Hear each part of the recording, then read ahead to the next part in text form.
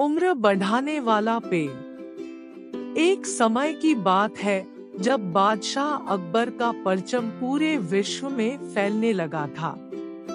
उसी दौरान तुर्किस्तान के बादशाह को अकबर की बुद्धिमत्ता की परीक्षा लेने की सूझी।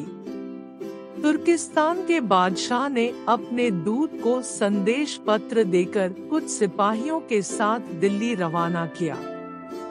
बादशाह ने पत्र में लिखा था, मुझे सुनने में आया है कि भारत में ऐसा पेड़ है जिसके पत्ते को खाकर इंसान की आयु बढ़ाने में मदद मिल सकती है।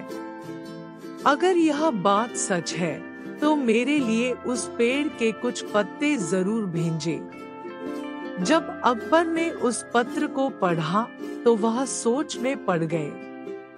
इस चिंता से उबरने के लिए अकबर ने बीरबल का सहारा लिया। बीरबल की सलाह पर बादशाह अकबर ने तुर्किस्तान से आए सिपाहियों और दूत को कैद करने का आदेश दिया। सिपाही और दूत के कैदखाने में कई दिन बीत जाने के बाद अकबर और बीरबल एक दिन उनसे मिलने गए। अकबर और बीरबल को आते देखकर वो सोचने लगे कि उन्हें रिहाई मिल जाएगी, लेकिन ऐसा नहीं हुआ। बादशाह अकबर जब उनके पास पहुँचे तो उन्होंने दूत से कहा, जब तक इस किले की एक दो ईंट गिर नहीं जाती तब तक आप लोगों को आजाद नहीं करेंगे। ऐसा होने तक आप सभी के लिए यहाँ खाने पीने का पूरा इंतजाम किया जाएगा। इतना कहकर बादशाह अकबर और बीरबल वहाँ से चले गए।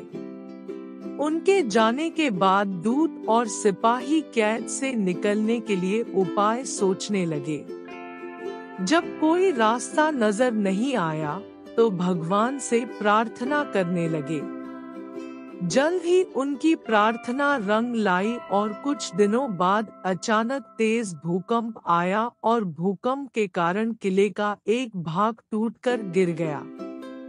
यह घटना के बाद दूत ने अकबर के पास किले की दीवार गिरने की खबर भिजवाई।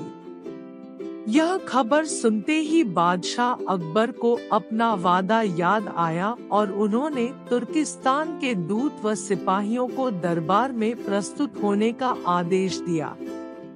उनके दरबार में पहुंचते ही बादशाह अकबर बोले, अब तो आप सबको अपने बादशाह के द्वारा भेजे गए पत्र का उत्तर मिल गया होगा।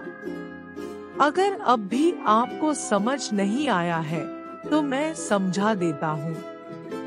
तुम सिर्फ 100 लोग हो और तुम्हारी आह सुनकर किले का एक हिस्सा गिर गया, तो सोचो जिस देश में हजारों लोगों पर अत्याचार होते हैं, उस देश के बादशाह की आयु कैसे बढ़ेगी। लोगों की आह से उसका पतन तो निश्चित है। हमारे भारत देश में किसी गरीब पर अत्याचार नहीं होता। यही होता है आयुवर्धक वृक्ष। उसके कुछ दिन बाद बादशाह ने उन सभी को उनके देश भेज दिया है और रास्ते में होने वाले खर्चे के लिए कुछ पैसे भी दिए। दूत ने तुर्किस्तान पहुंचकर भारत में घटित सारी बात विस्तार से बादशाह को बताए। अकबर बीरबल की बुद्धिमत्ता देखकर तुर्किस्तान के बादशाह ने दरबार में उनकी बहुत प्रशंसा की। कहानी से सीख। इस कहानी से यह सीख मिलती है कि सभी के साथ प्रेम से रहना चाहिए और कमजोर पर अत्याचार नहीं करना चाहिए। साथ ही वही देश तरक्की करता है जहां प्रजा सुखी रहती है।